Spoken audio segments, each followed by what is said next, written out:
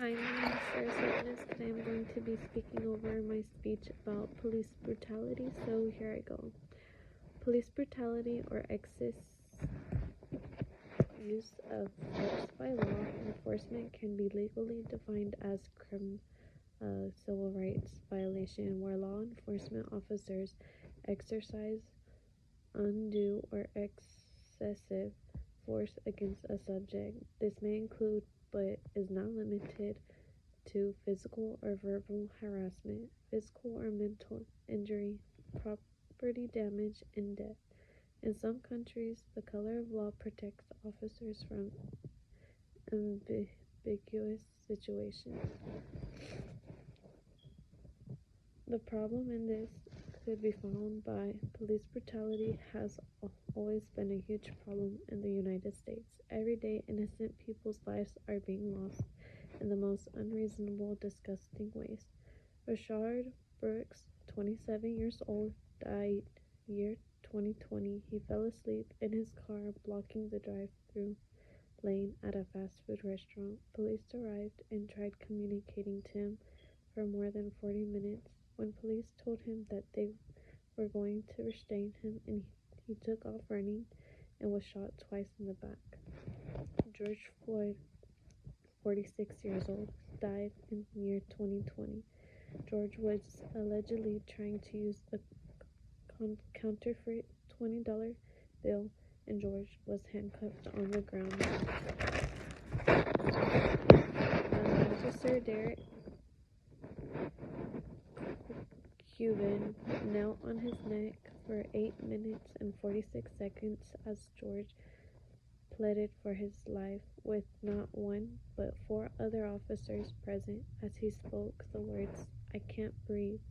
After George became unresponsive, the officer continued to keep his knee on George. 2 autopsies report listed his death as a homicide, although they gave different causes. Who's affected because of all these deaths happening? Millions of Americans are fearing for their lives, scared to go outside their houses in fear of being pulled over and killed by officers. Officers are supposed to be the people we call when scared and need help, but who are people supposed to call when the police are the ones causing the harm and violence? Consequences and how people are dealing with it. People protested in Minneapolis, and it quickly escalated from a peaceful protest to a huge looting fest. People completely destroyed stores and businesses, big and small.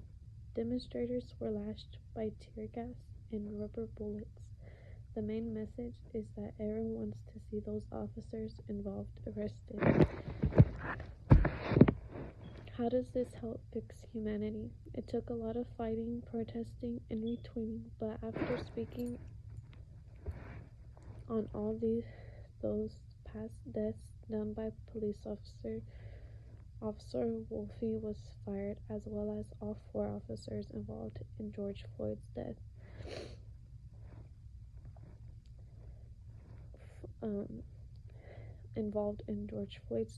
Were charged for second-degree murder. Wolfe was charged with felony murder. Rashawn faces a number of charges, including aggravated assault. After the police got charged, it has brought justice to the family, friends, and people who are living in fear. This helps people by making them feel safe, that these police officers are off the street and can no longer cause harm to more people. But the truth is, police brutality does not just end here, because in a few weeks or maybe years, the same things will still be happening unless we, the people, come together as a community and put a stop to this crime. We have to stop letting police officers slide simply because they are supposed to be our help system, whether it's them being racist or as simple as an officer giving you a ticket for something you didn't do. Everyone should suffer consequences equally.